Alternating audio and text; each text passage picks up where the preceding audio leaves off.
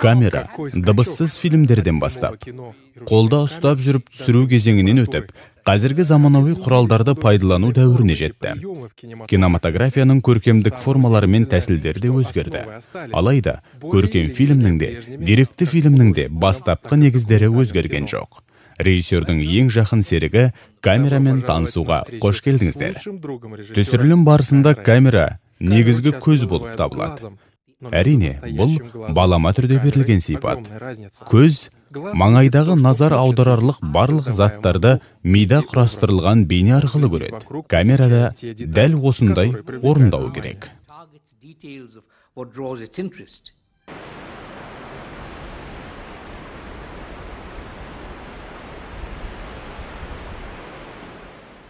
Камера бұның бәрін өз бетінше орындай алмайтындықтан, оның адам көзіндей жұмыс жасау үшін техникалық білім қажет.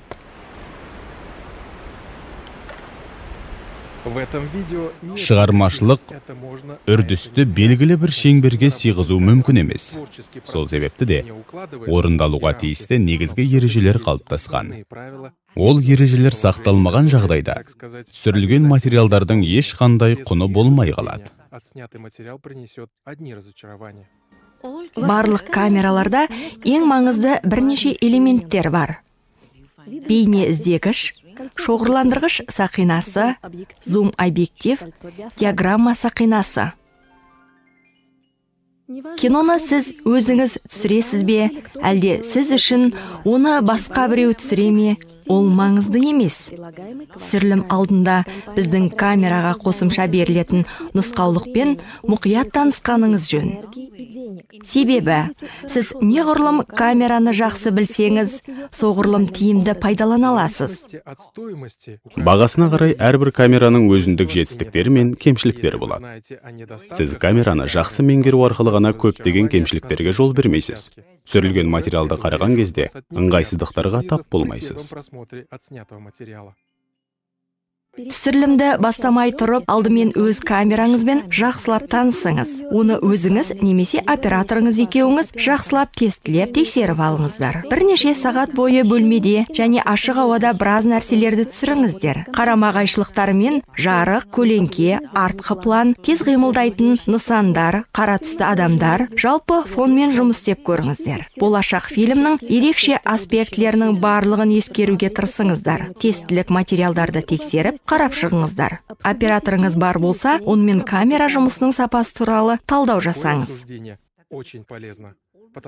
Ондай талдау оператормен болашақ әрекеттеріңіздің жемісті болып, өзара түсінісу негіздерін табуға тірек болады. Ал енді онсыз жақсы материал түсіруге мүмкін болмайтын түсірілімнің негізгі элементтерімен танысайық. Естеріңізге түсіріңіздерші, камера жап-жаңа, бірақ көп кадрлер анық көрінбейді. Сіз жасаған фокустан тыс көріністер бір тұтас көк жолақ болып кеткен. Камераның дірілінен бейнелер секіріп, дұрыс кадр жасау мүмкін болмайды деген әңгімелерді жиі естейсіздер. Ондай сәтсіздіктер нақты зейін қоймай, шала жоспарланып, асығыс жасалған жұмыстың нәтижесі. Камера тілін меңгермей, өзіңізге лайықты, көңіліңізден шығатындай жұмыс тәсілін толық зерттемегеніңіз осындай сәтсіздіктерге әкеліп соғады.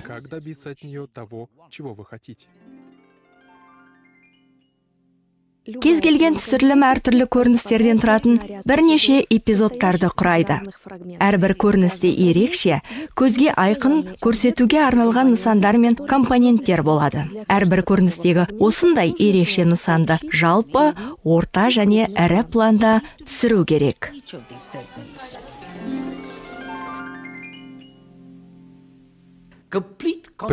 Камерамен жұмысты бастамай тұрып, фокус, ақты теңестіру, қара мен ақ контрастлігі, динамикалық диапазон, нысанға дейінгі арақашықтық, тағанды орнату, оны деңгеймен өлшеп дұрыстап теңестіру сияқты дайындықтар жасап, ойыңды жинақтап алу қажет. Осы үрдістердің қатаң реттелгенін сақтаған жағдайда, кейінірек өңдеу үстелінде жұмыс жасау барысында өзіңізге дән риза боласыз. Осы сыншының басқа да айтқан қатал ескертулерін сөз етпегеннің өзінде,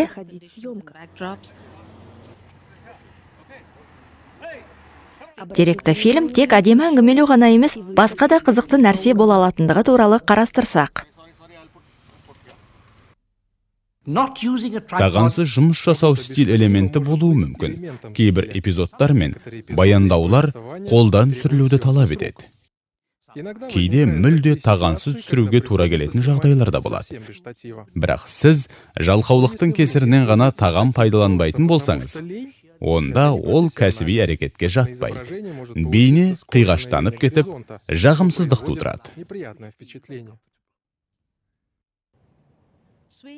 Секіріп тұратын бейне сіздің жұмысыңыздың сапасының төмен екендігін дәлелдейді. Әрі қарауға қиындық туғызады.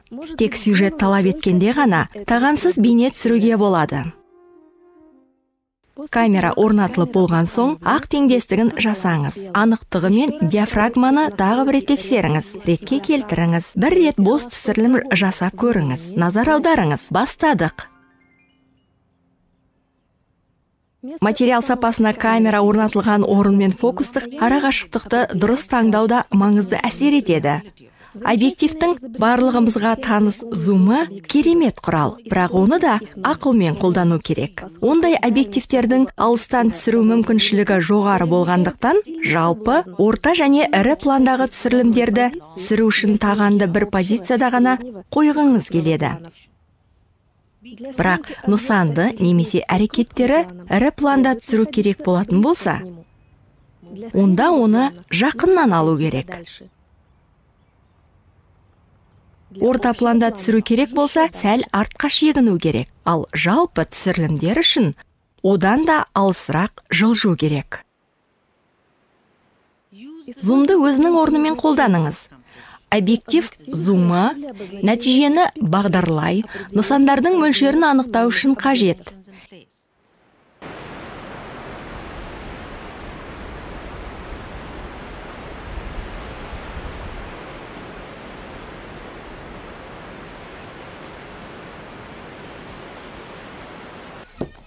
Бейненің бір бөлігін бұлыңғырлатып, анық бейнеленген кеңістік тереңдігін азайту үшін өте жақсы, ал негізгі нысан фокуста қалуы тиіс. Бізге жақсы таныс кең бұрышты объективпен түсірілген көріністердің барлығы фокуста болғандықтан, кеңейтілген кеңістікте мүлде басқа әсер береді. Бір көріністің бейненің әртүрлі фокустық арақашықтықта түсірілуін бақылау өте қызық.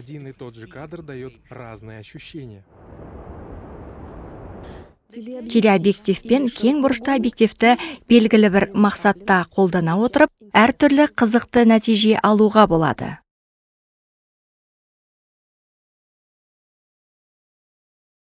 Зейін салынған шығармашылық көзқарасыңыз жоғары болса, ғажайып нәтижеге қол жеткізуге болады.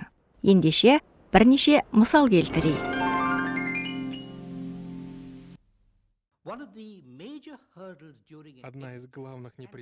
Материалды өңдеу барысында тап болатын ең басты жағымсыз нәрсенің бірі негізгі бағыттан ауытқып кеткен әрекеттердің ретсіздігі.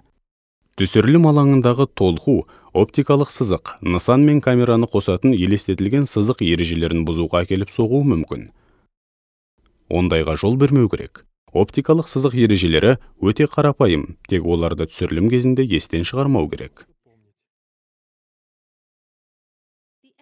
Камера үнемі оның бір жағында болып отыруы керек. Сонда алынған көріністерді дұрыс кесіп алып, өңдеуге болады.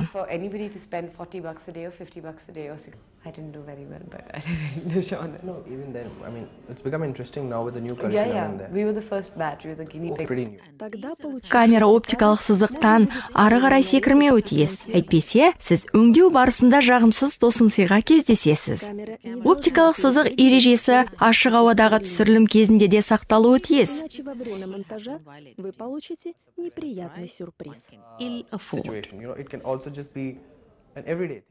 Егер осы сызықтың бір жағынан ғана түсіру керек болса, онда көрермен камераны немесе оптикалық сызықтың арғы жағына ауысатын әрекеттерді бақылайтындай етіп жасауыңыз керек.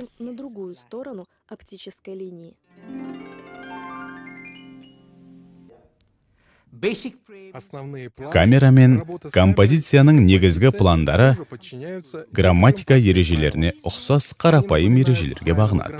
Егер сіз ол ережелерді қатаң сақтайтын болсаңыз, көрермендер сіздің визуалды әңгімеңізді тез түсіне алады. Осы кезеңде жіберілген грамматикалық қателер өңдеу барысында өте қиын жағдайларға келіп соғатынын білу де сіз үшін өте маңызды. Ол әсіресе жақсы жазылған үзіндіні еске түсіретін эпизодты құрастыру кезінде өте қажет. Ол болатын құбылыспен болып өткен әрекеттерді байланыстырады. Ережелер кедергі келтіріп, шектеулер қояды деп ойламау керек. Осы ережелердің арқасында сізге кең шығармашылық кеңістік ашылады. Камерамен кез келген жұмыс жалпы, орта және ірі планды талап етеді.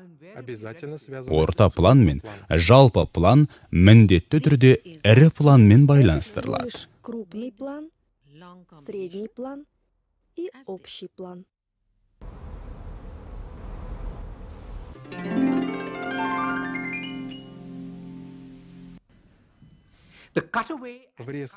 Ойым мен сыртжақтан көрініс. Катвей. Өңдеу үстелінде біздің ең сенімді көмекшілеріміз. Осындай құтқарушы көріністер қажет ақ. Әрбір көріністе детальдерді көрсетуге тиіспіз. Ойымдар экранды уақытша қысып, керекті нақтылықтарды көзге анық көрсету үшін қажет. Сырт жақтан көрініс Катвейінің де мақсаты осыған ұқсас болып келеді. Бірақ Катвейді негізгі әрекетке жақын жерде түсіру қажет. Ол қоршаған ортаның болып жатқан іс-әрекетке деген реакциясын көрсетеді. Ондай көріністерді көбінесе оқиғалардың бір қалыптылығын тежей тұрып, оны көру барысындағы абыржу, үрейлену, қауіптену сияқты шиеленісті сезімдер атмосферасын тудыру үшін қолданады. Камераның рөлі сіз нені және қалай түсіретініңізді анықтағаннан кейін шешуші бола бастайды. Түсірілім мәнін таңдағаннан кейін сіз оны түсіндіру жолдарын таңдайсыз. Таңдаған туындыңыз көрермен үшін маңызды. Ол сіздің айтатыныңыз бен айтқыңыз келгеніңіздің сүрлеуі іспеттес. Ондай таңдау кездейсоқ болмауы тиіс. Туындыдағы бейне, ондағы детальдар қаншалықты тез және ешқандай күш қажет етпей қабылданса, мазмұны да соншалықты жеңіл әрі жылдам сіңіріледі. Көзбен көргенді сананың қабылдауына қиындық туғызатын нәрселердің барлығы көңіл алаңдатып мазаны алады.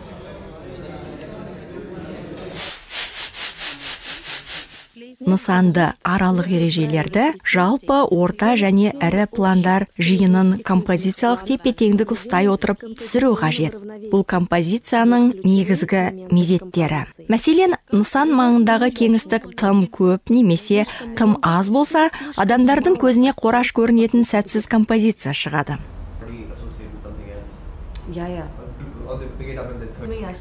Рамкаға сыймай, кесіліп көрсетілген бейнелер, иығымен қырынан немесе артынан көрсетілген адамдар көрермендер санасында жағымсыз әсер қалдырады.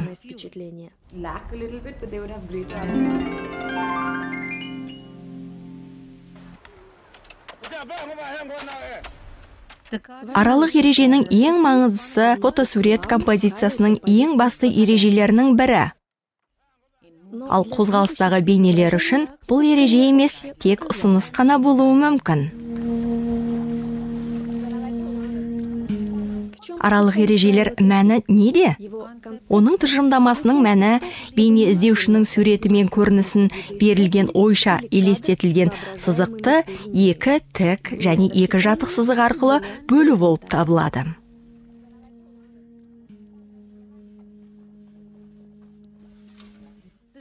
Сізге керекті нысан қиылысу нүктелері мен осы нүктелерді айнала орналасуы тиіс.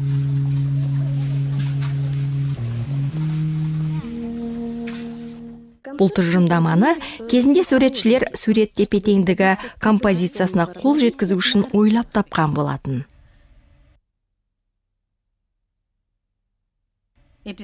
Бұл қосымша құрал. Бірақ уақыт өте келе, сіз осы ережені үнемі пайдаланып отыратын боласыз.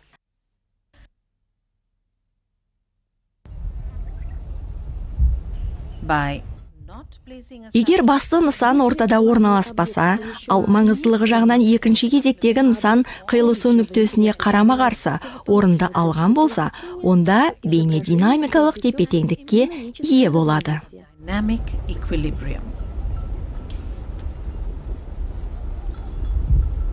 Жатық сызық осыған қарапайым мысал бола алады. Төменде және жоғарда орналасқан жатық сызық көріністі ортасынан бөлгенге қарағанда суреті анағұрлым әсерлі етеді.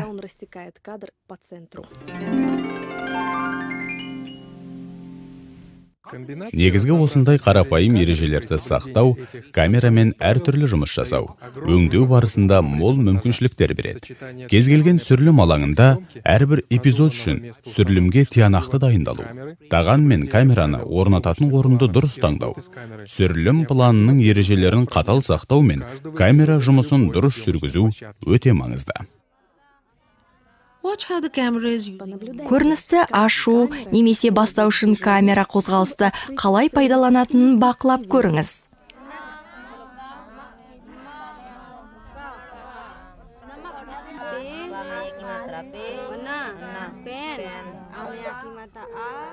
Алаңдататын еш нәрсе жоқтығын білгеннен кейін, қозғалыс басында және соңында ол ұзақ тегіс үзіліс жасайды.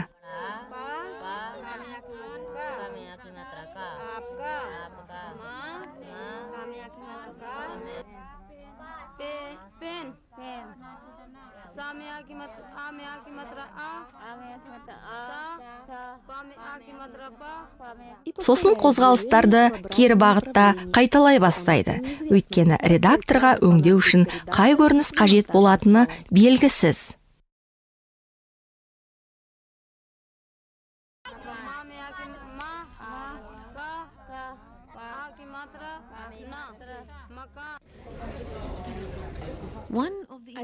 Камерамен жұмыс жасау барысында ең қиын тәсілдердің бірі жақындатып және алыстатып түсіру. Яғни қозғалыста түсіру. Бұл тәсілдерді қолдану тәжірибе мен тиянақты жоспарлауды талап етеді. Камера нысанға тақаған кезде ол зум тәрізді жұмыс жасайды. Зум нысанды камераға жақындатып көрсетеді, ал жақыннан түсіру камераны нысанға тақалта түседі. Дұрыс көрініс пен қажетті қозғалысты алуда камераның дұрыс орналасуы шешуші рөл атқарады. Камера неге? Қайда қарап тұр? Осы көріністің фоны қандай? Оған жарық түсіру жағдайы қалай? Суретке не тереңдік береді? Түс, әрекет, көлемдік әсерін беретін жанды немесе жансыз заттар дегендей. Камераның орналасқан орны ғана емес, ракурста маңызды.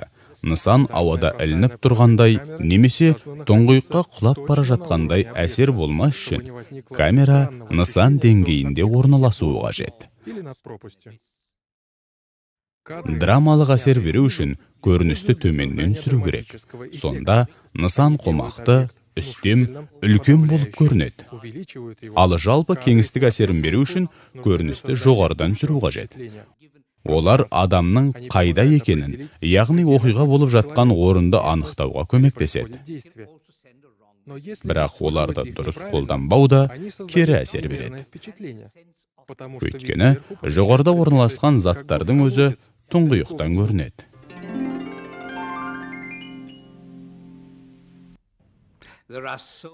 Адам әлемі алуан түрлі. Сондықтан не істеуге болатыны, ал нені істеуге болмайтыны туралы тізім жасау мүлде мүмкін емес. Алайда мысалдар келтіруге болады. Күн сәулесін шағылыстыратын жылтыр фонды мүлде қолдануға болмайды. Жарықта түсірілген табиғаттың жасыл және көгілдір түстері жақсы әсер береді. Әртүрлі формалар, some form. Контурлар, тік бұрыштар, бұрылыстар, ирелеңдеген шеткі жақтар, оған адамдарды, олардың әрекеттерін, күлкілерін, көз жастарын қосыңыз. Осының барлығы сіздің қолыңызда. Кейбір композицияларды талдап көрейік. Қараңыз. Let's Камера қалай біздің назарымызды басқарады? see how the camera directs our attention. Оның қозғалысы бізге нысанды ашып береді. Қозғалыссыз көрініс пен қозғалыстың бір уақытта қосыла көрінуі біздің эмоционалды қабылдауымызға әсер етеді. Наше эмоциональное восприятие.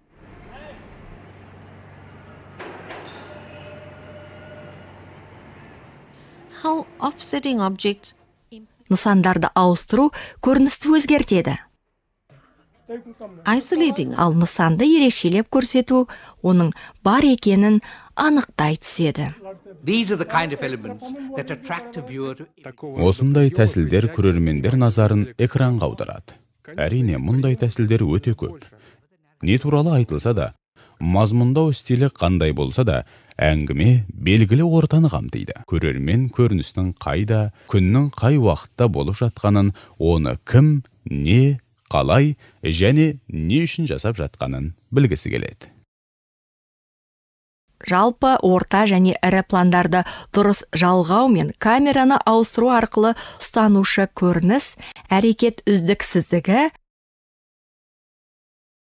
көрініске ену, көрініс кезіндегі фрагменттер, адамдар мен заттар бар көріністер, көріністегі бөліктер пайда болады. Осының барлығы әңгімені егжей-тегжейлі визуалды түрде ашып жеткізеді. Сонымен қатар, көрермендерге өздері осы көрініске қатысқандай әсер береді. Енді табиғи түсірілімдер мысалдарымен жұмыс жасап көрейік. Түсірілім тобы орталық Үндістанда орналасқан ауылға келді. Түсірілімді ымыртта немесе таң сәріде түсірген өте дұрыс болады.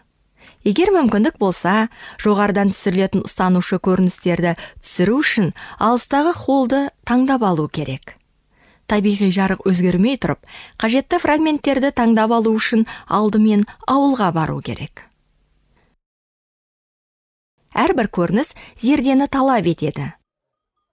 Жатық және тік бейнелеу, жалпы, орта және ірі пландар, бөлшектеу және ойымдар.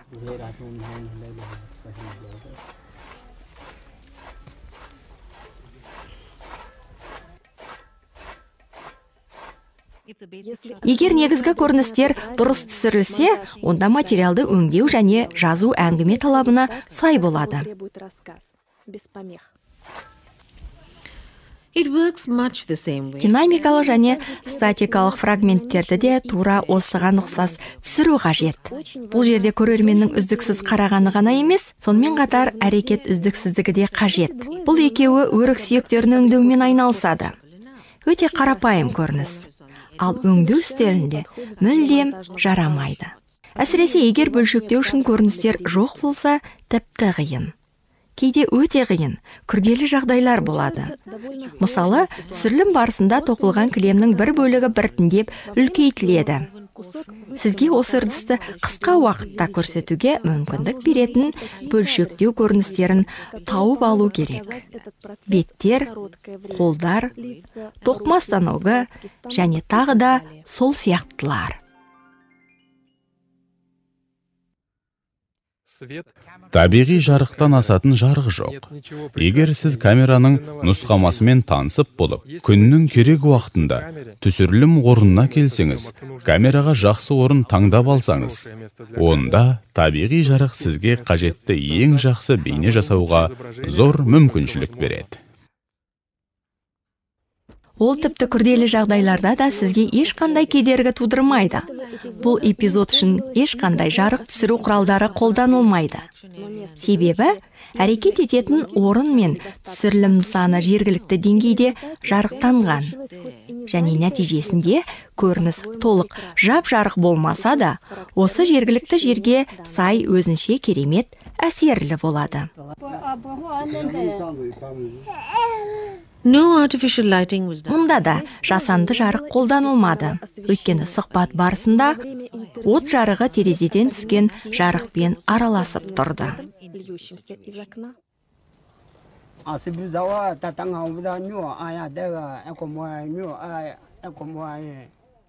Бірақ кейде жарық түсіргіш құралдарды қолдану керек болатын жағдайлар да болады. Алдымен тексеріп алыңыз. Мүмкін бірнеше шағылдырғыштар да жеткілікті болып қалатын шығар. Әлде осындай жарық түсіретін тағы 2 шам керек пе? Деректі фильмдер үшін үлкен жарық түсіргіш шамдар жарамайды. Оларды орналастыру үшін біраз әурелену керек. Ал оны жасау кезінде сіз өзіңізге назар аудартып аласыз. Оның үстіне түсірілім нысаны жарық түсірілген аймақтан ауысып кету қаупі де бар. Егер қосымша жарық түсіру қажет болып жатса, онда әдетте ережелерді ұмытып, ойдан бір нәрселерді ойлап табуға тура келеді. Базалық жарық 3 түстен тұрады. Артқы жарық басты нысанды фоннан бөліп тұрады. Суреттеуші жарық ол нысанға бағытталған негізгі жарық көзі. Одан кейін арттағы қуыс толтырылып, көлеңкелерді азайтатын толықтырушы жарық түсіріледі.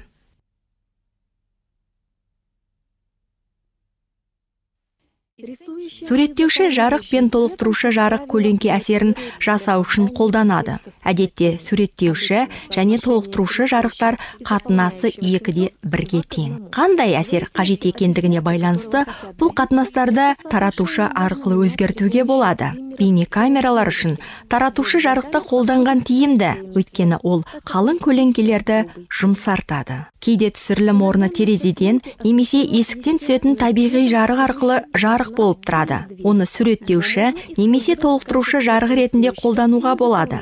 Бірақ ол көк түс беретін табиғи жарық пен қызғылт сары түсті жасанды жарықтың араласып кетуіне әкеліп соғады. Оның біреуін жою керек.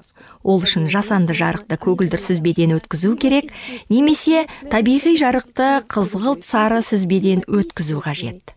Тағы да бір жақсы нұсқа бар. Бірақ ол тек бейнекамераларға ғана жарайды. Ал кинокамераларға жарамайды. Табиғи және жасанды жарықтарды ақ түсті теңестіру арқылы араластырып, өзгертуге болады.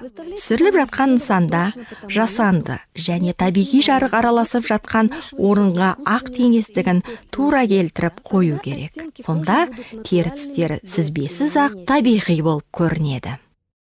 Түсірілім кезінде көмескі жарықты қолдану үнемі мүмкін бола бермейді. Бөлмелер өте кішкентай, жарық түсіргіш құралдарды қоятын орын жоқ. Тіпті жарық түсіргіш құралдардың мүлде болмауы да мүмкін. Бірақ түсірілім өмір сияқты жалғаса береді. Күрделі жағдайларда шағылысқан жарықты қолдану қарапайым шешім болып табылады. Жарықты төбеге түсіріңіз. Сосын жарық керек жерге түсу үшін рефлекторды пайдаланыңыз да түсіре беріңіз. Жарық түсіру адамнан шығармашылық пен ойлап тапқыштықты талап етеді. Кез келген түсірім алаңын жарық түсіру мәселесі арқылы анықтау керек деп айтсақ, артық айтқан болады деп ойламаймыз. Ал енді түсірілім кезінде болып қалатын жарық эпизодтарына байланысты мысалдарды қарастырайық. Жасанды, аралас және шағылысқан жарықтарды әртүрлі жағдайларда тиімді пайдалануға болады. Мына жағдайда шағылысқан жарық суреттеуші жарықпен араластырылады. Нәтижесінде толықтырушы жарық пайда болады. Кеңістік қаншалықты үлкен болса, оған соншалықты көп жарық керек. Сондықтан негізгі түстерді үлкен көлемде пайдаланыңыз. Сол сияқты ашық көрініс алу үшін шағылысқан жарықты да қолданыңыз. Біз камерамен жарық әлеміне ұзақ саяхат жасадық. Сіздерге ұнаған шығар деп ойлаймын. Енді осы сериалдардан бейнефильмдерді тамашалаңыздар. Олар сіздер үшін арнайы дайындалған.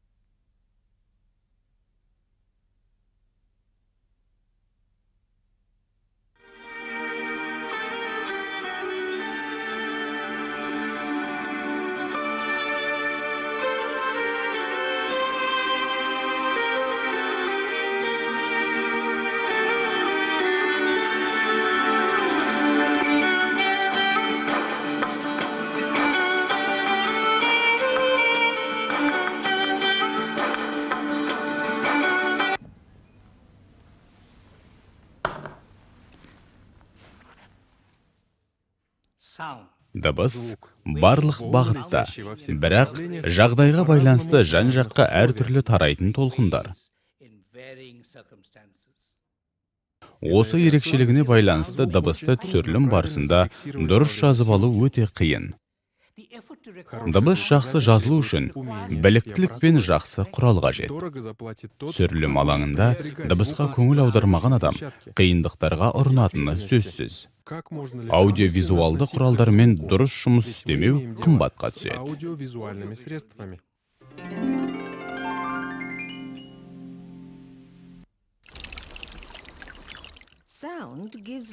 Дыбыс көрініске жан бітіреді, оған қызығушылық пен сенім әкеледі.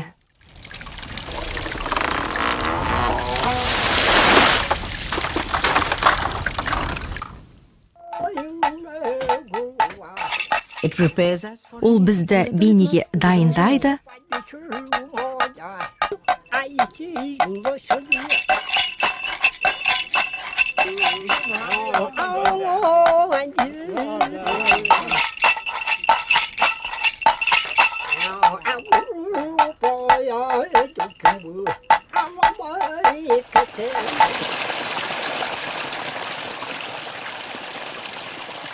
оны мәнерлі етеді, Делает его выразительнее.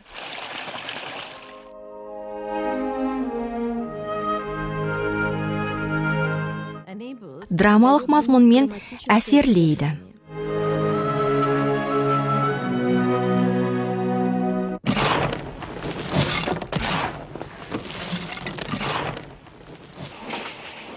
It makes us Дыбыс бейнені өзінше түсіндіреді, уақыт өтуін көрсетеді. Течение времени.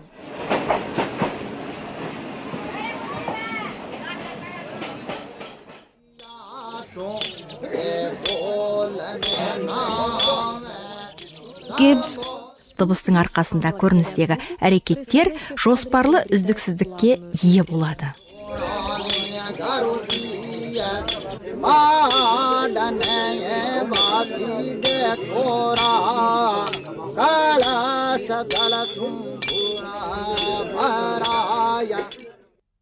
Ears behave like our eyes. Біздің құлақтарымыз көз сияқты әрекет етеді. Олар біздің көзіміз көріп тұрған құбылыстармен байланысты дыбыстарды таңдайды. Сонымен қатар, кенеттен шыққан дыбыс біздің көзқарасымызға қарамастан, ол бізді сол дыбыс көзін табуға итермелейді. Жаман жазылған дыбысты жөндеуге болады, немесе дыбысты кез келген адам жаза алады деп ойлау үлкен қателік. Бұл сала арнайы біліктілікті, жақсы құралдарды, үлкен тәжірибе мен өте жақсы есту қабілетін талап етеді.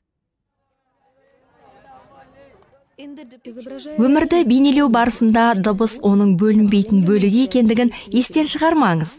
Қоршаған орта дыбысы түсірілім алаңында дыбыс атмосферасын құрайды. Атмосферу.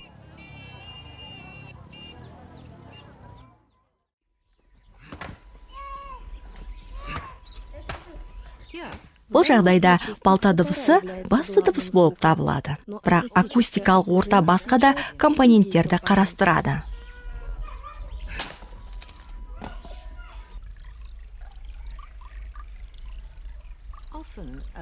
Кейбір қосымша сыртқы дыбыс көрермен көңілін алаңдататын жағдайлар да болады.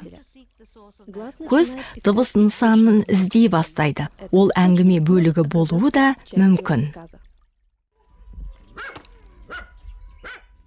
Кейде қатты сыртқы дыбыс алаңдаушы фактор болуы да мүмкін.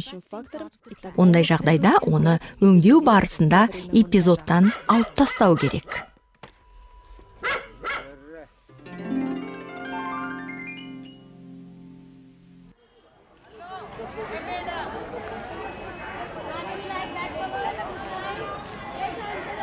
the sound recordist Деректі фильмдерде дыбыс операторы жұмысының алатын орны өте зор. Онсыз жақсы материал дайындау мүмкін емес. Дыбыс операторы режиссерден немесе оператордан кем жұмыс істемейді деп те айтады. Микрофон жақында және алыста болып жатқан барлық оқиғалардың дыбысын қамтуы тиіс. Бірақ микрофонда дыбыс операторда көріністе көрінбеуі тиіс. Түсірілім кезінде жарық пен камера ең басты болып саналады. Бірақ дыбыс операторының жағдайы ең күрделі болып есептеледі. Ол түсірілім алаңында не болып жатқанын жақсы түсіну керек және тез, тыныш қимылдауы керек. Алайда, бұл шешілген мәселе. Үздік нәтиже алуға мүмкіндік беретін микрофондар, олардың ережелері мен нұсқаулықтары бар. Ал енді микрофондардың негізгі түрлерімен танысайық және олардың қалай жұмыс жасайтынын білейік. Нашар жазылған дыбыс тек түсірілім алаңындағы ыңғайсыздық немесе аппаратураның жетіспеушілігінен ғана емес екенін естен шығармау керек. Кәсіби дыбыс жазу үшін ең бірінші керегі құлақты сыртқы дыбыстардан қорғайтын екі жақсы құлаққап. Құлаққаптар жазылған дыбыс сапасын анықтау және ондағы дыбыстық кедергілерді табу үшін ең қажетті маңызды құралдар.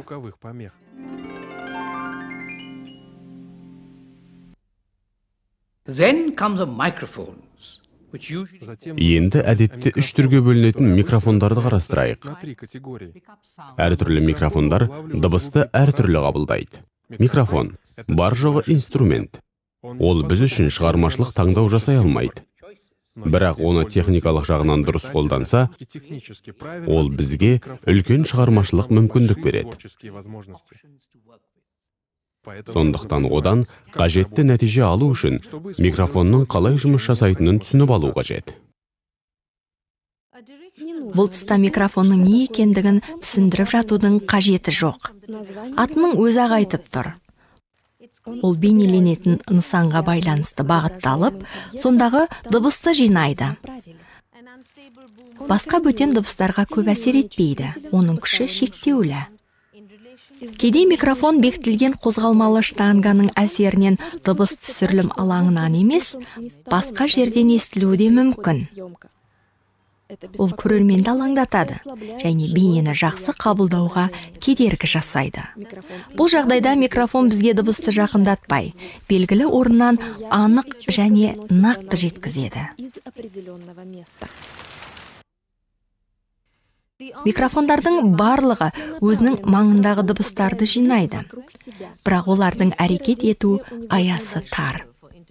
Ол көшеде интервью алуға және топтық пікірталаста қолдануға өте тиімді, бірақ ондай микрофондар бөтен шу, дауысты басып тастамау үшін сөйлеушінің жанында болу керек.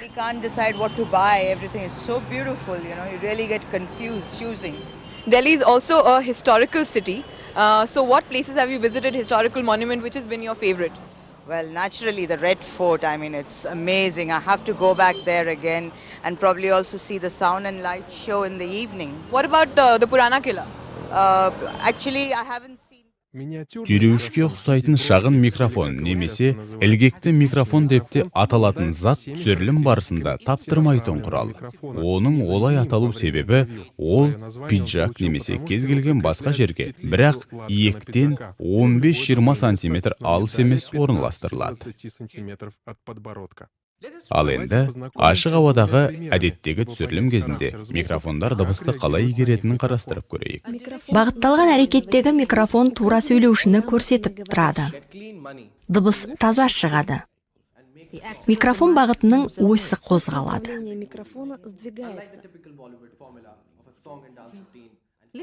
Тыңдаңыз. Міне, ол енді кері қайтты.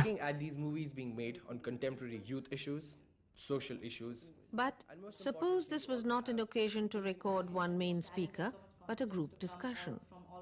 Ал енді бір сөйлеушіні емес, бізге топтық пікірталасты жазу керек деп қарастырайық.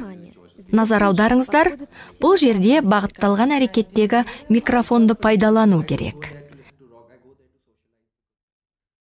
Біз бағытталған әрекеттегі микрофон сөйлеушіге тура бағытталған кезде дауысы таза шығады деп естігенбіз. Бірақ, міне микрофон қозғалып кетті де, дауыс шудың ортасында жоғалып кетті.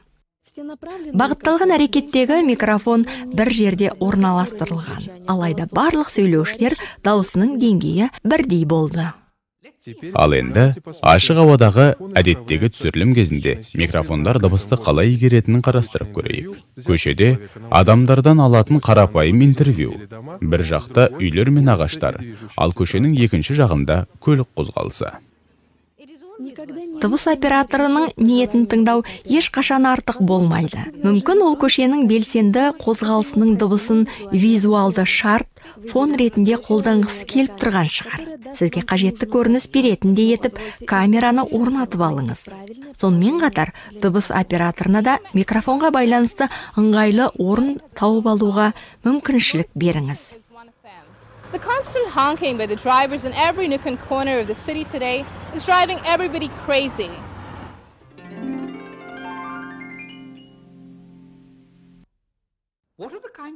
Түсірілім алаңында қандай дыбыстар жазуға тура келеді? Олар негізінен екі түрлі болады, және екеуі де типтік нұсқалар. Кез келген түсірілім басты және қоршаған ортаның дыбысынан тұрады. Олар бірігіп, сахна атмосферасын құрайды. Олардың екеуін де мұқият және білікті жазу керек. Дыбыстық орта адамдар дауысы мен көше дыбыстарынан тұрады.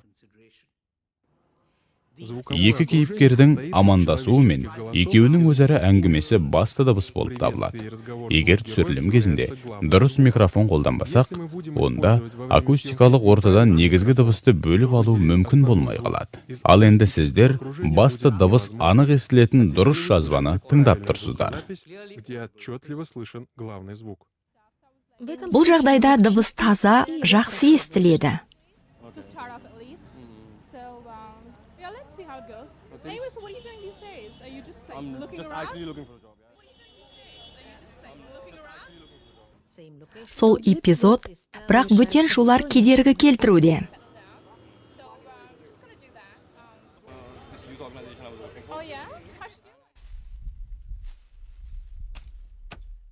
Кез келген композицияда фон бар, және оған тереңдік беретін қосалқы нысандар болады. Негізгі дыбысты композиция ортасымен салыстыруға болады.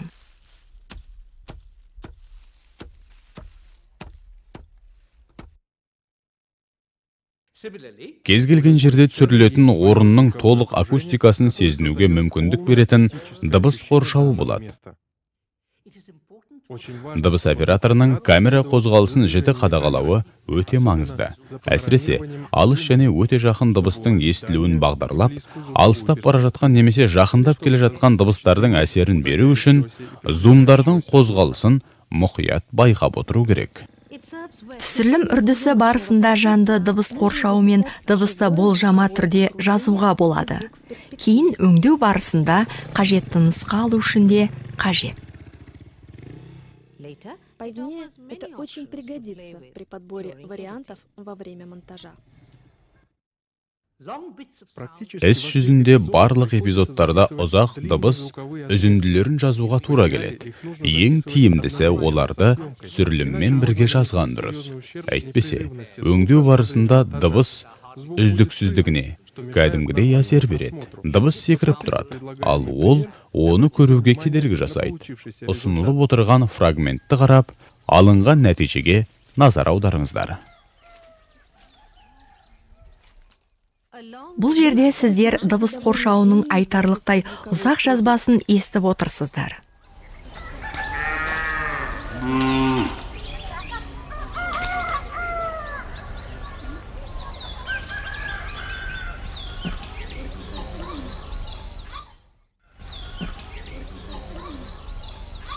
Негізгі дыбысты осындай акустикалық қоршаумен толықтыра отырып, осы көріністі өңдеу барысында қызықты акустикалық текстура ала аласыздар.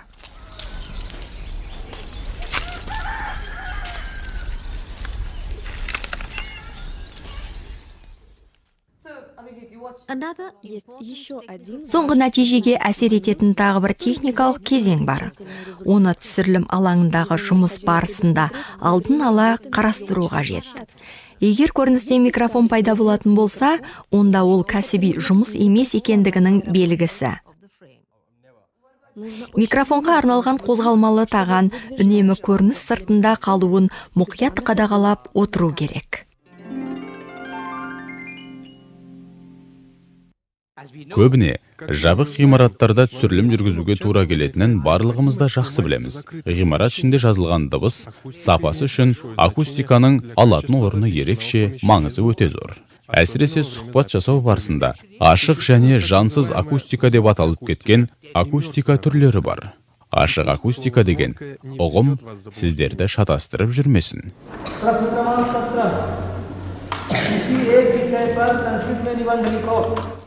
Бос бөлмелер, үлкен залдар ішіндегі дыбыстар жаңғырып, зорайып естіледі. Міне, осы анық жағымсыз акустика. Оны кейде арнайы бос кеңістіктің немесе еске түсіру атмосферасы әзірлеп беру үшін қолданады.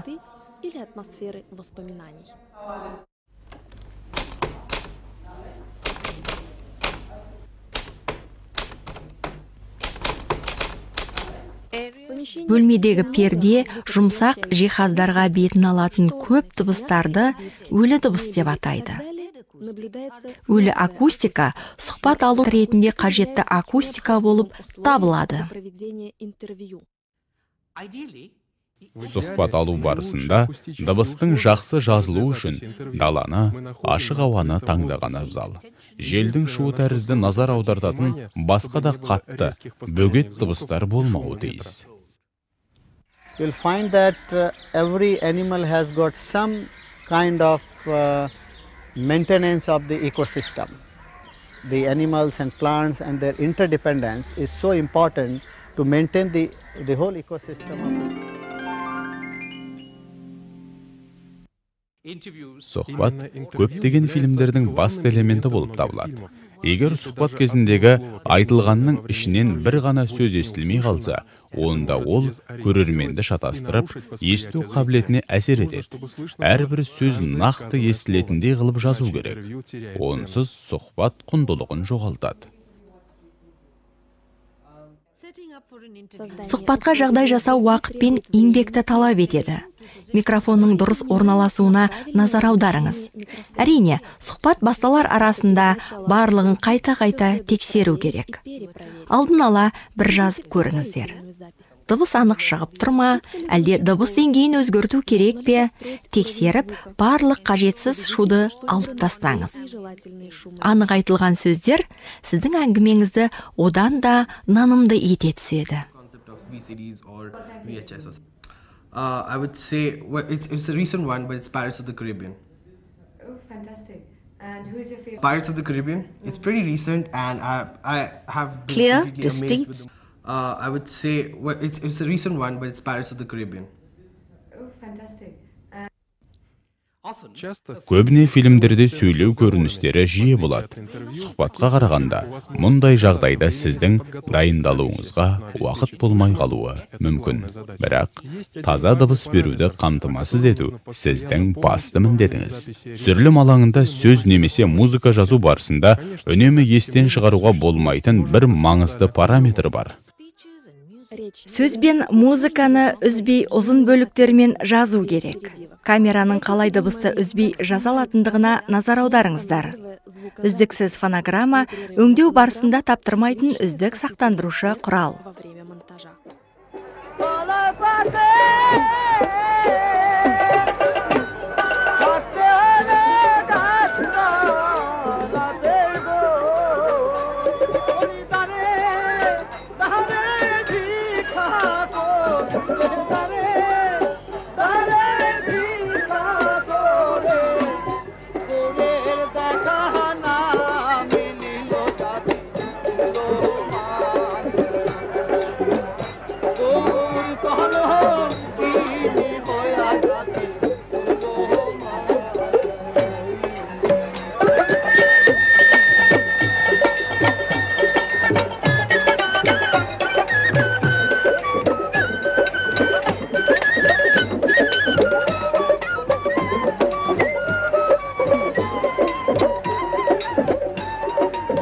A continuous soundtrack is a great savior during edits.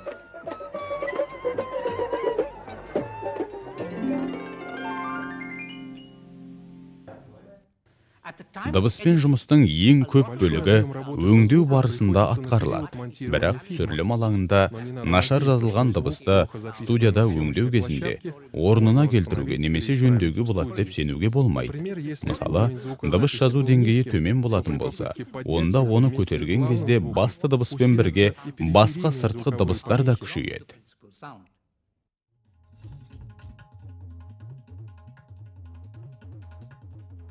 Қазіргі уақытта сызықсыз өңдеу жүйесі дыбыспен оңай жұмыс жасауға мүмкіндік береді.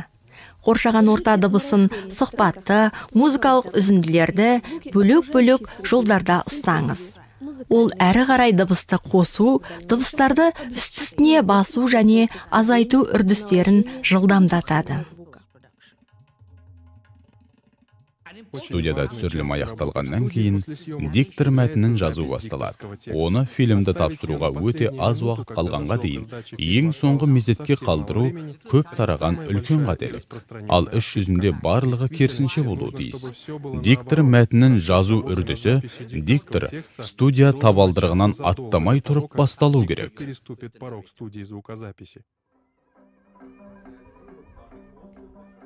Әңгімелесу дыбысының сапасы диктордың фильмді жасауға қатысуына, оның түсірілген материалдарды бірлесіп қарап, нюанстарды талдауына, әрбір эпизодты оның маңызды және қиынырақ кезеңдерін мұқият зерттеуіне байланысты.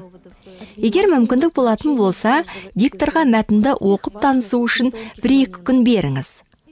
Ол оны жазуды бастамай тұрып сезінуі қажет. Дыбыс жазу студиясындағы жағдай мен жабдықтар диктор мәтінінің жазу сапасына да көп әсер етеді.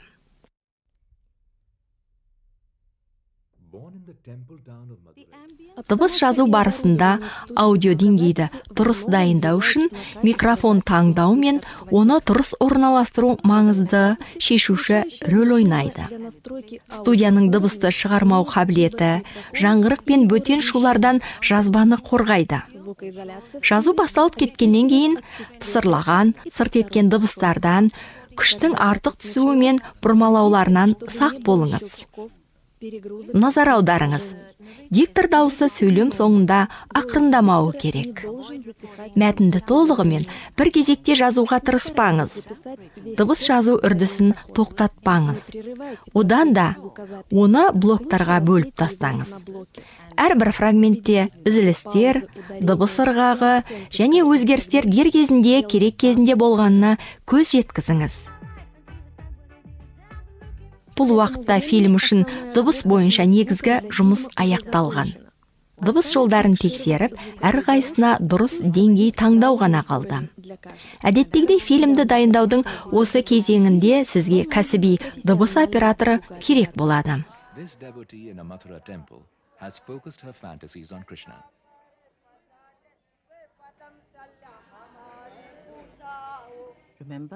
Дыбыстар барлығы бірлесе отырып, және әрқайсысы бөлек әңгіме жүріп жатқан ортаның көңіл күйін білдіретінін естен шығармаңыз.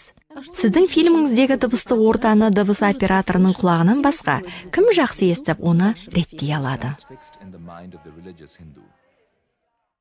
Біз сіздер осы бөлімді қарай отырып, бейне фильмде дыбыс қандай рөл атқаратыны туралы көп нәрсені көріп үйренді деген сенімдеміз. Енді осы серияның басқа бағдарламаларын көруді ұсынамыз.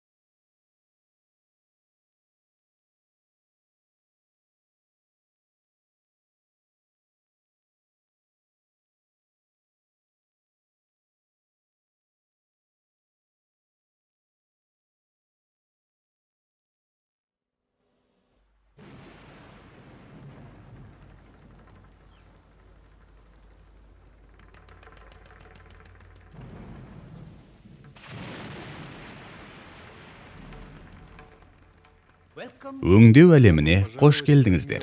Бұл фильм дайындау барысындағы интенсивті, толқулы, шығармашылықты жұмыс бөлігі.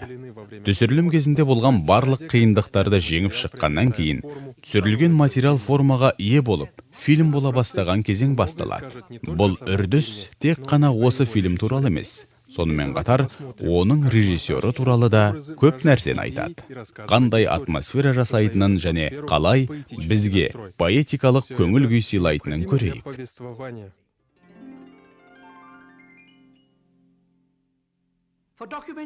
Деректі фильмдерде өңдеуші редактор көбіне екінші режиссер рөлін атқарады. Өңдеу өте ұзақ және жалықтырып жіберетін үрдіс. Сондықтан өңдеуші шыдамды және ұйымдасқан адам болуы тиіс. Осыған қоса ол режиссер жұмысына өз еңбегін қосу үшін эксперимент жасауды жақсы көру керек және режиссерге әртүрлі нұсқаларды жасап көру үшін мүмкіндік беретіндей төзімді, мықты дипломат болуы керек. Өңдеу бірнеше кезеңнен өтеді. Әрқайсысы әрбір детальға ерекше назар аударуды талап етеді.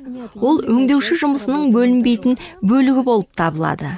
Фильмнің техникалық және концептуалды сапасы жоғары болу үшін өңдеу барысындағы бірде-бір кезеңде асығыс жұмыс жасауға болмайды.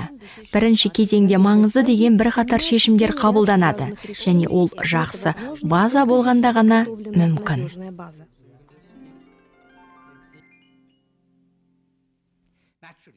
Алдымен түсірілген материалды қарап шығу керек. Дұрысында, ассистент режиссер материалды қарап отырып, ескерту жасап отырғанда, үлгіріп, бір уақытта оны комментарий журналына сыйғызып, енгізуі тиіс. Егер ондай мүмкіндік болмайтын болса, онда бірінші материалды қарап шығыңыз.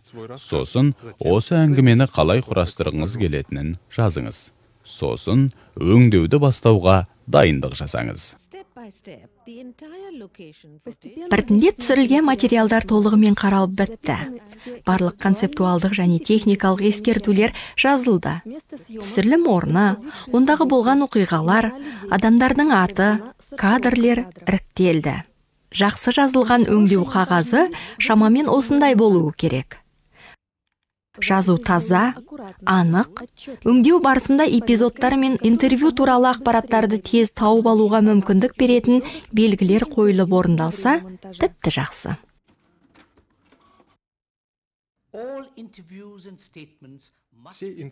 Барлық сұхбаттар мен сөздер шифрдан шығарылып, аударылуы керек. Бұл жерде өте шыдамды, әрі детальдарға мұқият болу керек. Әрине өте көп жазу керек, бірақ ол сіздің жүйкеңіз бен уақытыңызды кейіннен сақтап қалады. Өңдеу қағаздары. Шифрдан шығару мен аудармалар қағазда өңдеу жұмысының негізін қалайды. Фильм мағынасы қалай ашылады? Фильм қандай уақыт пен кеңістікті қамтиды? Фильмнің жылдамдығы мен стилі қандай?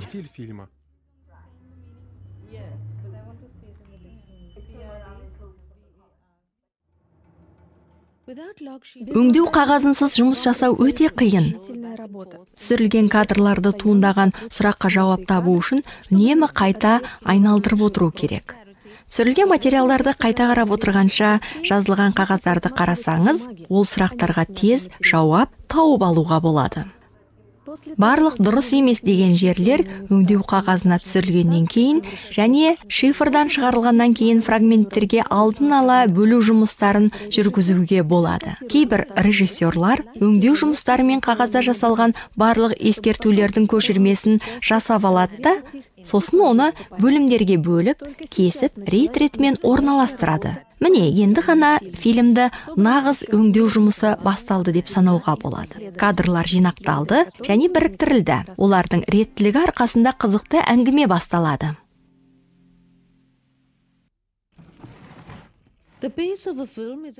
Фильмнің ең маңызды элементі болып, анықталуы қиын, оның жылдамдығы болып саналады. Фильм динамикасын экранда жүріп жатқан оқиғалар,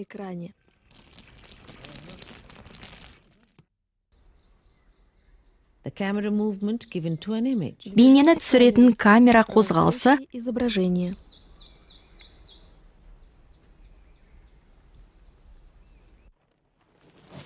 Сондай-ақ фрагменттердің қалай кесілгені және қосылғаны анықтайды.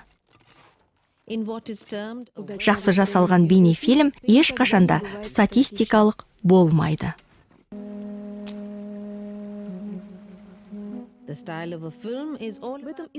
Фильм стилі осымен анықталды. Эпизодтарда көрермен қызығатындай етіп орналастыру үшін эпизодтардың белгілі бір кезектілігіне нақты дұрыс темп табу. Ұзақ және бір қалыпты жылдамдық фильмді қызықсыз етіп жалықтырып жібереді. Ал үнемі тез қозғалыстар көрерменді шаршатып жібереді.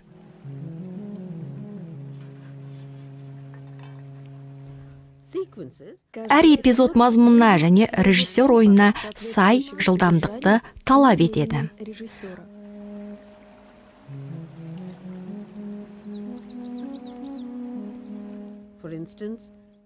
Мысалы, ойланып отырғанда, кейбір эмоцияларды, ауыр жұмысты көрсету үшін баяу темп керек.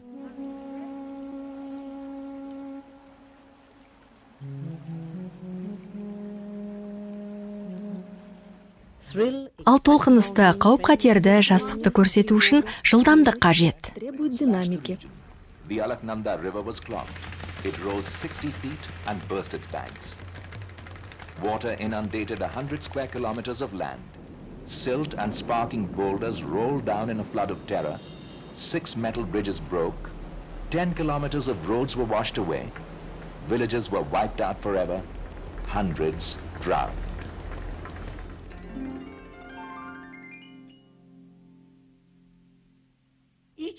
Әрбір режиссердің өз әдісі бар. Ал жалпы негізінен түсірілген материалмен жұмыстың екі тәсілі бар. Эпизодтарды баяндауға сәйкес өңдеу немесе әрбір кадр фрагментіндегі әр жерде түсірілген белгілі бір эпизодтарды өңдеу.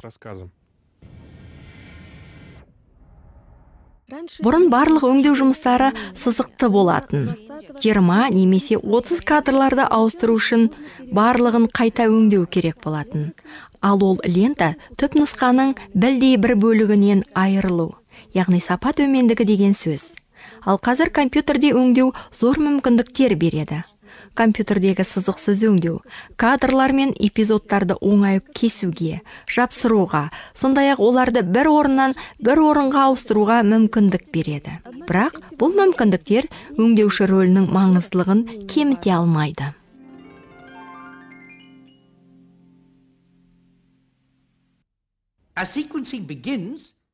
Өңдеу ол әңгімені толық берудің визуалды және акустикалық қатарын жасау. Ол көрерменге белгілі бір әсер ету үшін әрбір фрагменттің әр көрінісінде осы әңгімені әрлейтін, көрермен көңілін аулайтын мәнерлі образға орын қалдыру керек. Ол осы баяндаманың құрамы болып табылатын өзінше бір маңызды, әсерлі, сазды және сөзді образ болу керек. Бұл өте қиын талаптарды шығармашылықпен ойлап, кинематография грамматикасының ережелерін сақтай отырып орындау керек. Фильм тілі сияқты. Негізгі тармақтарын, тақырыптарын кітаптың бөлімдерімен салыстыруға болады. Өте үлкен емес эпизодтар кітап параграфтарына ұқсайды. Осы эпизод ішіндегі көріністер сөйлемдер сияқты. Ондағы драмалық элементтер сөйлем ішіндегі тыныс белгілерінің рөлін орындайды. Кадрлардың орналасу тәртібі синтаксисті құрайды.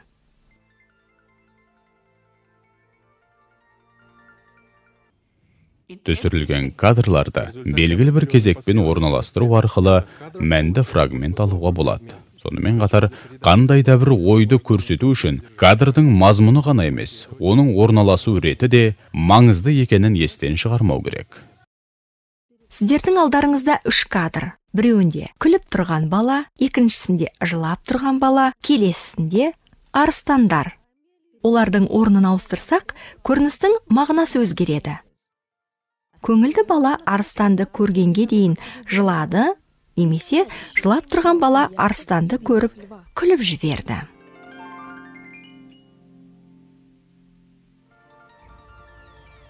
Көрерменге ыңғайлы болатындай мәнерлікті белгілі бір деңгейде жеткізу үшін кадрларды өңдеу барысында кинематографиялық көптеген тәсілдер қолданылады. Көрініс жүріп жатқан орынды көрсету, көрермен қызығушылығын арттыру мақсатында кадрлар мен көріністерді салыстыру, баяндауға және музыкаға бөлінетін кеңістік.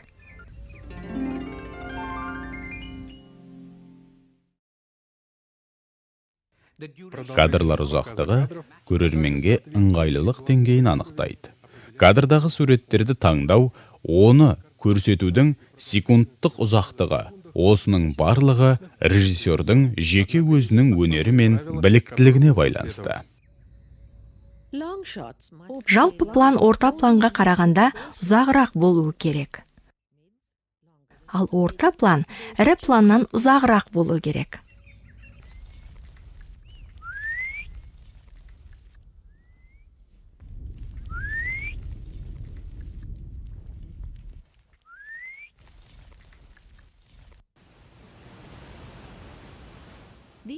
Олардың ұзақтығы кадрдағы ақпарат көлеміне байланысты.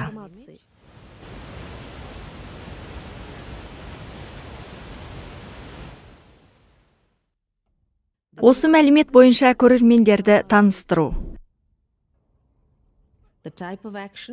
Кадрде болып жатқан іс пен оның композициясы.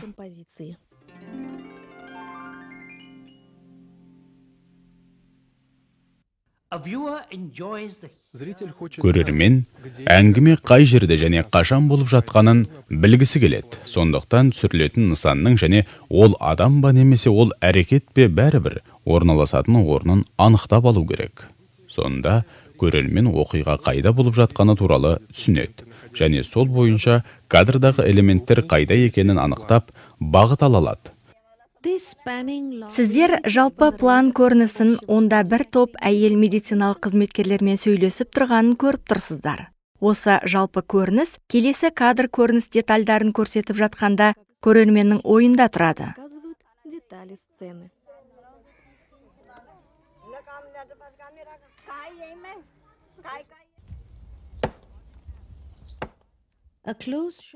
Ірі план көріністің драмалық ашылуына қызмет ете алады.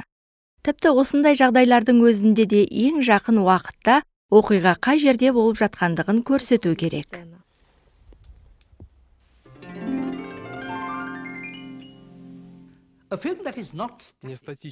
Кадрларды, көріністерді және эпизодтарды салыстыру, көрермен қызығушылығын арттыру үшін жасалатын өңдеудің негізгі бір тәсілі болып табылады.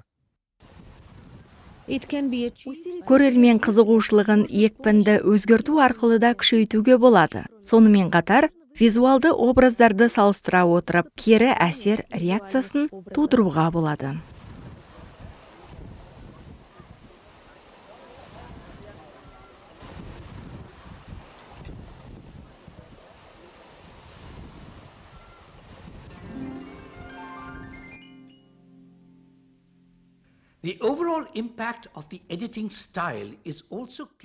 Өңделген фильмнің жалпы әсері көбінде диктор мәтіні мен оны музыкалық сүйемелдеудің сапасына байланысты болады. Өңдеу кезінде олар үшін орын қарастырып қою керек. Егер сөз іс-әрекетпен қатар басталатын болса, онда ол көрермен ашуын туғызады. Есту қабілетінің көру қабілетіне қарағанда қабылдауы кешірек баяу. Сондықтан бейне алдымен іс-әрекетті көрсеткені дұрыс, ал сол уақытта құлақ тыңдауға дайындалып отырады. Өңдеу барысында әдейі дәстүрлі әдістерді қарастырмағанның өзінде де негізгі ережелерді естен шығармау керек. Кадрларды таңдау барысында оның қайсысы фильмнің негізгі идеясын жақсы ашатынын қарап алыңыз. Жалпы көрсетілім алдында көрсетілетін кадрларға назар аударыңыз. Жалпы көрініс мүлдем басталмайтындай болып сезілуі мүмкін.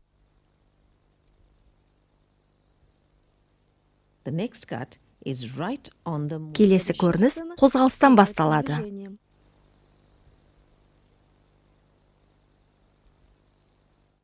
Камера панораманы бастамас бұрын тек біраз ғана үзіліс жасады. Зумды немесе тік суреттеуді тура осылай бастау керек. Көрермен назарын ұстап тұру үшін визуалды ақпаратты драмалық сипатта беру керек. Оны эпизод ішінде де, олардың арасында да жасау керек. Ойым мен Катвейді эпизодтар ішінде қолданады. Олар көбіне күтілетін қосымша ақпарат береді.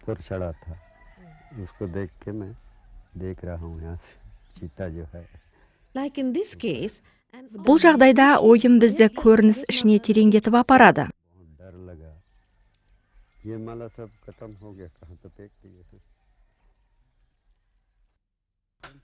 similarly, a cutaway brings relief to Ал сырт жағынан өте ұзақ көріністі үзіп жібереді.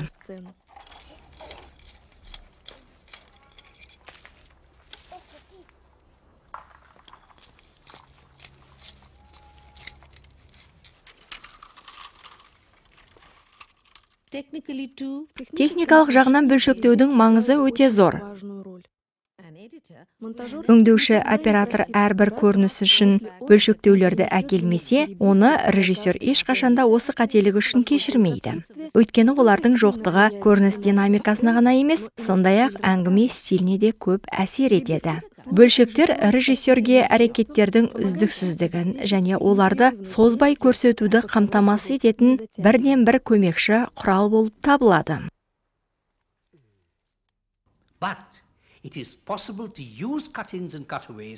Бөлшектеуді ынтаны күшейту үшін де өте тиімді пайдалануға болады. Көрініс барысын визуалды тоқтату қабілетінен басқа, бөлшектеу негізгі қимыл кезіндегі ақпаратты бермей тұрып-ақ мазасыздық тудыра алады. Көрерменге ол көрмеген қимыл нәтижесін көрсете алады. Көрініс жүріп жатқан ортаны қабылдауға көрерменді дайындайды. Бөлшектеудің осындай тәсілдерін қолдану арқылы адамдарға және болып жатқан оқиғаларға әсер етеді. Көрерменнің баяу жүргізілетін қимылдарға назарын ұстап тұрады.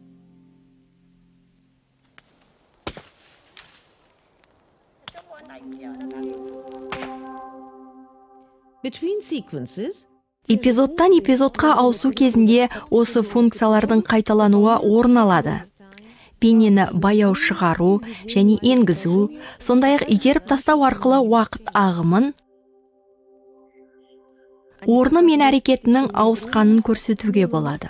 Бұл жағдайда көрерменнің қызығушылығы визуалды өзгерістер арқылы ұсталып тұрады.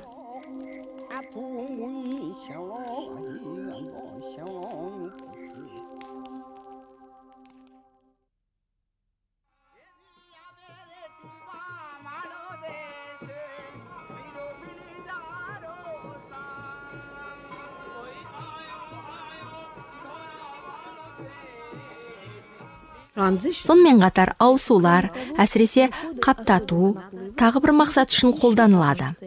Олар жаңа тұжырымдама айту үшін, немесе жаңа идеяны мазмұндау үшін кең кеңістік қалдырады.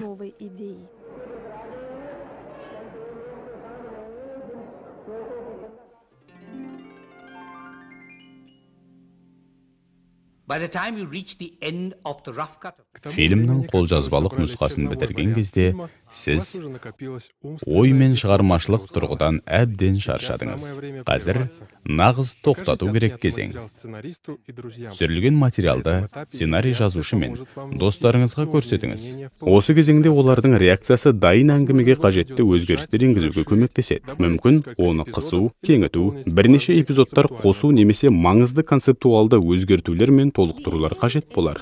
Бейнені баяу шығару және енгізу, сондай-ақ итеріп тастау арқылы уақыт ағымын, орны мен әрекетінің ауысқанын көрсетуге болады.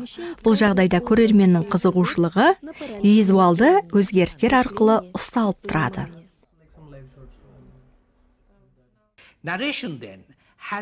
Диктор мәтінінің мүмкіншілігі өте зор. Ол қабылдауды күшейтуге және әңгіме мүмкіншілігін толық ашуға қабілетті. Визуалдық реакциясыз, сыбырлап, ымдап, қосымша мәліметтер қоса отырып, ол әңгімені одан сайын қызықты етеді. Осылай қиындықтарды бастан кешіре отырып, біртіндеп фильм жасалады. Біз детальдарға көңіл бөлудің маңызы зор екенін көрдік. Өңдеу үрдісі келесі кезеңге өтеді. Әрбір фрагменттегі әрбір кадрдың акустикалық ортасы мен дұрыс аудио деңгейі болуы тиіс. Музыка, дыбыс эффектілері, интервью, диктор мәтіні, барлық дыбыс жолдары, тректер өзара байланысын және олардың бейнемен байланысын сақтай отырып қосылған. Сызықсыз өңдеу дәуірінде дыбыспен барлық жұмыс тышқан көмек арқылы жасалады. Сондықтан фильмді жаңа мағынамен толықтыратын және одан нағыз ләззат алатын осы үрдісті меңгеріп алу керек. Сызықсыз өңдеудің арқасында титрлар мен субтитрларды жазуда айтарлықтай жеңілдеді. There is a wide spectrum of choices. Бұл жерде сіздің таңдау мүмкіншілігіңіз зор, бірақ қатты еліктемеңіз және қорықпаңыз. Жалпы, экрандағы мәтін дұрыс жазылуы керек. Анық және жеңіл оқылуы тиіс.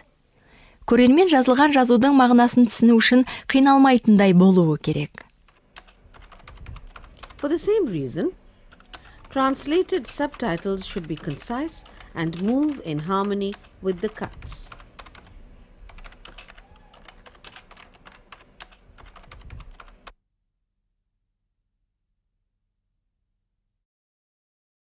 Сонымен, дыбыс жолдары дайын. Титрлер орнында. Қазір сіздің кейбір маңызды өзгерістер енгізуге соңғы мүмкіндігіңіз ғана бар. Фильмді тағы бір қарап шығыңыз. Мүмкіндік болса, ешкім кедергі келтірмейтіндей жалғыз қарағаныңыз дұрыс. Бұл кезеңде хаттамаға сәйкес түсті реттеу керек.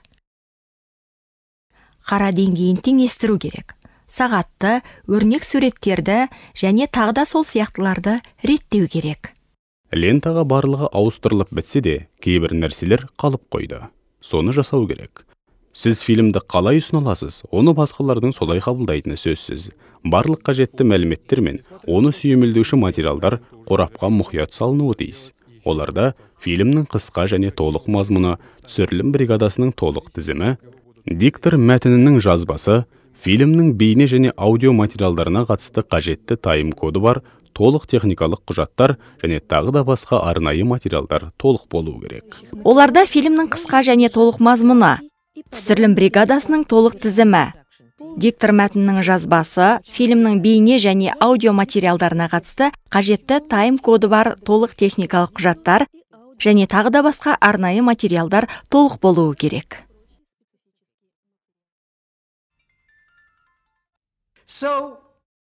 Сонымен, іс бітті.